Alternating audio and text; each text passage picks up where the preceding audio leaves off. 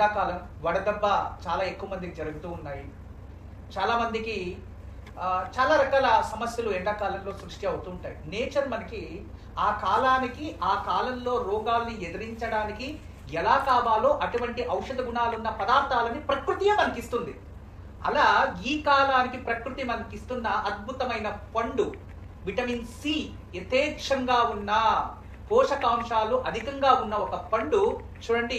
తెలుగులో మీ వైపు పంపర పనస పండు అంటారు. పంపర పనస పండు, దీని ఇంగ్లీష్లో పెమెలో ఫ్రూట్ అంటారు. పుల్లగా ఉంటుంది.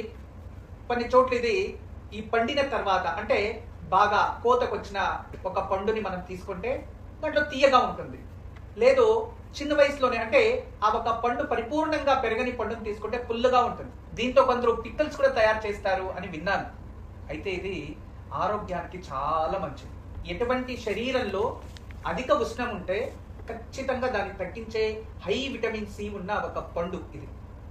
ఈ పప్పర పనస పండుని రోజు మనం ఎక్కువ అవసరం లేదు. చూడండి, పొద్దున్నే మార్నింగ్ 1 or 2 ఇది ఆమ్లాలు ఎక్కువ రిలీజ్ చేస్తుంది. అందువల్ల 2 నుంచి 3 పనసలు ఇలాంటివి మనం 2 కన్నా ఎక్కువ తినకూడదు.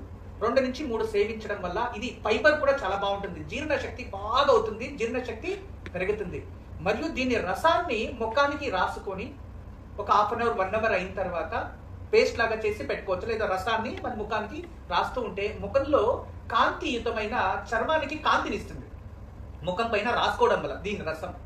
ఇదే ఒక పనసని పరగడపలో అంటే ఈ ఒక తొనలని ఎంటీ స్టమక్ లో పరగడుపున 2 నుంచి 4 సేవిస్తూ ఉంటే వెయిట్ లాస్ కూడా అవుతుంది. చాలా మందికి వెయిట్ ప్రాబ్లం ఉంటారు కదా, వెయిట్ లాస్ అవ్వడానికి ఇది చాలా ఉపయోగం. ఇటువంటి ఎన్నో పోషకాంశాలు ఉన్నాయి. విటమిన్ సి ఉంటుంది ఇందులో, అధికమైన ఫైబర్, ఇది డైజెషన్ మంచిది. విటమిన్ సి వల్ల చాలా మందికి స్కిన్ అలర్జీస్ వస్తూ ఉంటాయి, అవి తగ్గుతాయి. ఇందులో పొటాషియం అధికంగా ఉంటుంది.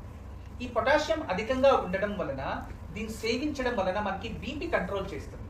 హృదయ వ్యాధులు ఏదైనా ఉంటే ఆ వ్యాధి ప్రభావం తగ్గించడానికి చాలా ఉపయోగం.